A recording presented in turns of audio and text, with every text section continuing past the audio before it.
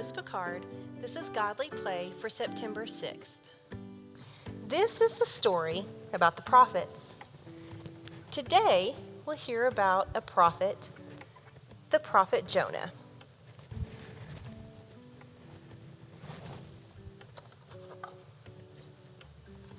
Now the word of the Lord came to Jonah.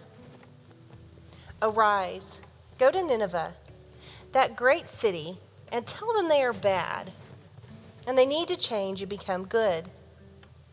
Now, prophets are people who come so close to God, and God comes so close to them that they know what God is telling them to do, and then they go do it. But Jonah turned and went the other way.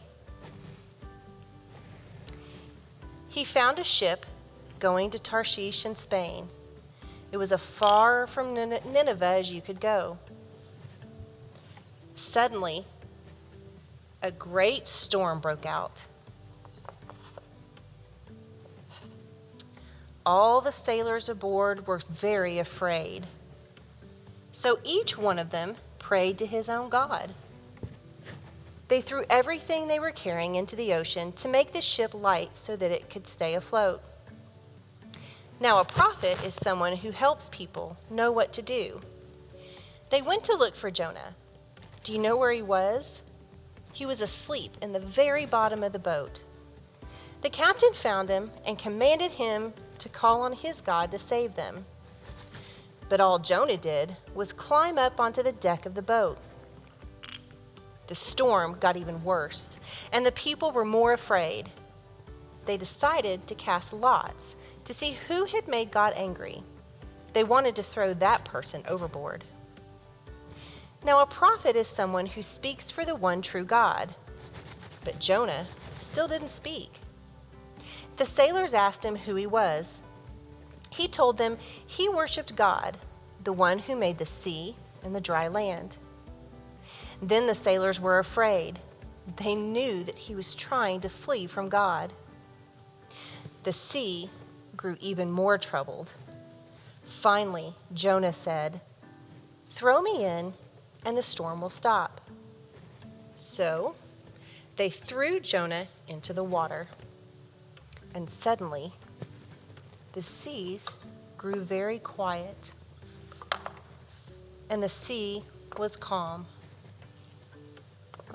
Now, a prophet is someone who brings people close to God by what he or she says and does. Jonah still said nothing, but when the sea grew calm, the sailors all fell down and worshiped the true God. A prophet is also someone who is close to God, and a false prophet is very far from God. When Jonah was thrown into the waters, he was neither close to nor far from God. He was sinking.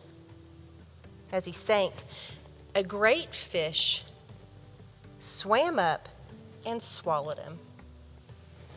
Jonah was inside the belly of that great fish for 3 days and for 3 nights. Jonah then started to pray very hard, and the fish started to feel really funny. After 3 days and 3 nights, the fish swam up to the dry land and threw Jonah up.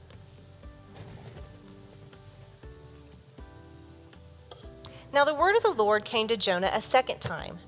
Arise, go to Nineveh, that great city, and tell the people there that they are bad and they need to change and become good. This time, Jonah actually went to Nineveh. He cried out to the people of Nineveh that they were bad and that God commanded them.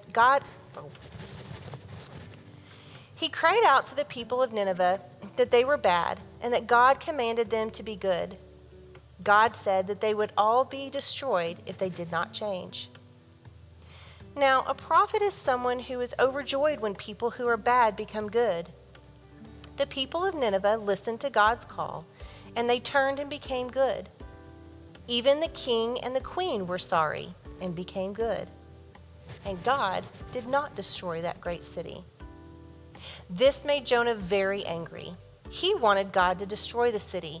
These people were not even the people of God.